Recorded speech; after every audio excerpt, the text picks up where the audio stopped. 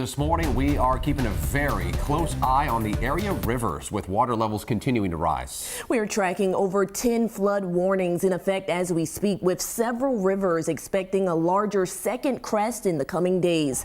From the Snohomish to King to Pierce County, our crews are spread out around the sound with team coverage this morning. Drew, will start with you in the North Bend area where cars are being turned around because of a mudslide.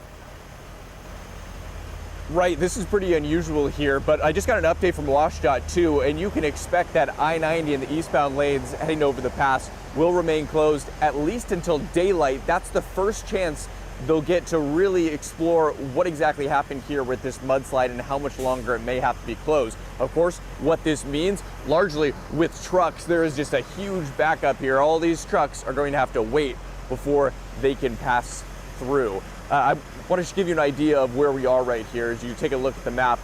The area that's closed is where I am, mile marker 34. That's where there's the truck stop. It's the common place where there's the closures for the pass, anything related to weather. But where the mudslide was about a half mile short of milepost 38 there, where that mudslide happened. We just have one visual right now of that. Let's take a look now at that picture that we have that was given to us by WashDOT here.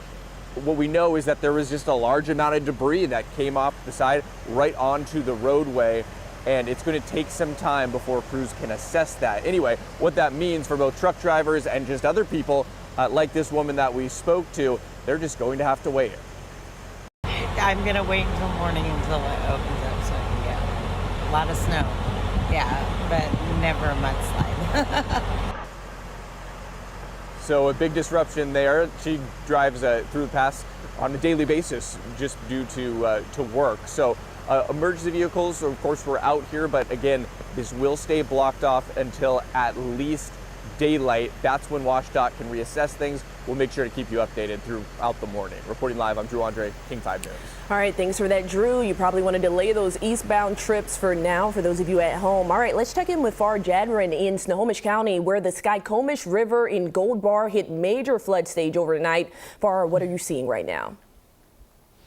Well, you know what? It's interesting because it's depending on where water's gotten the chance to build up. So here in an area of this neighborhood that doesn't have a home right on it, but it's, you know, backing up to a couple homes, it's getting pretty deep and it's pretty soft, and that just depends on where you are. Take a look at this video. This shows you the rushing water once the river levels were starting to get pretty high. So we have the Skycomish over here and the Wallace River. So that's leading to concerns for law enforcement that was in and around the area, and fire departments too. So they even went to a few neighborhoods, some of them here in Gold Bar, to check on folks, make sure they were set up. If you had sandbags, it looked like they moved on, but they wanted to check on some people. We got word of a couple of campers that needed to get to higher ground because of those Skycomish River levels as well. If you take a look at the map here, this is this area we're talking about along Highway 2.